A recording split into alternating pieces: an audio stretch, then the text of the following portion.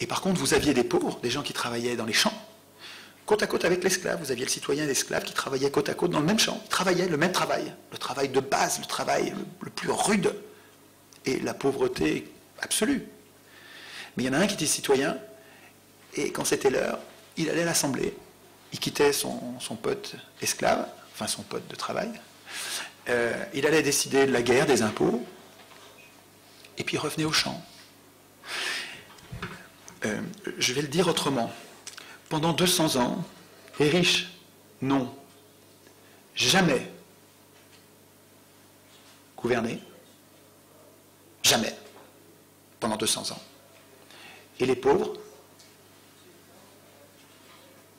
toujours. Là, je vous parle de faits.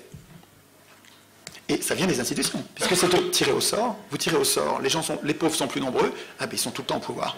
Platon était un idéaliste. Platon distinguait le monde réel du monde des idées. Et Platon critiquait cette situation-là. Il protestait. Tous ses livres ont été écrits pour détester la démocratie et le gouvernement des pauvres. Mais précisément, lui était idéaliste, mais les démocrates, eux, n'étaient pas du tout idéalistes, ils étaient très concrets. Très concrètement, les pauvres ont dirigé pendant 200 ans. Je pense que si on tirait au sort, parmi nous, on aurait mécaniquement, sans avoir besoin de faire d'efforts particuliers, on aurait mécaniquement plus de gens normaux que de gens riches.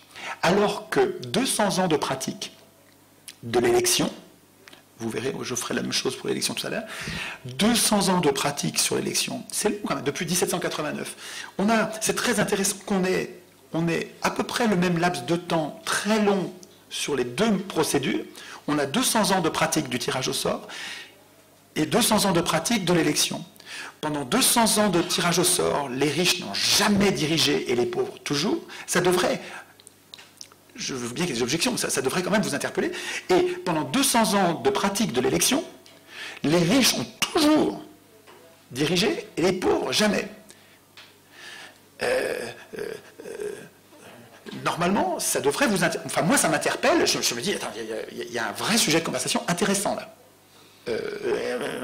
Je veux bien qu'à l'époque, il y avait des esclaves, mais je n'ai pas du tout l'intention de remettre des esclaves. Je veux bien qu'à l'époque, les femmes étaient mises de côté, mais je n'ai pas du tout l'intention, à mon avis, le système du tirage au sort qui protège les pauvres, les 99% de pauvres contre les 1% de riches, ce système-là, il protégera aussi bien ce qui est les femmes ou pas les femmes. Le tirage au sort, il est équitable et incorruptible. Le tirage au sort, vous allez avoir les pauvres. Attendez, pourquoi est-ce que le tirage au sort il est plus influencé par votre pensée dominante ?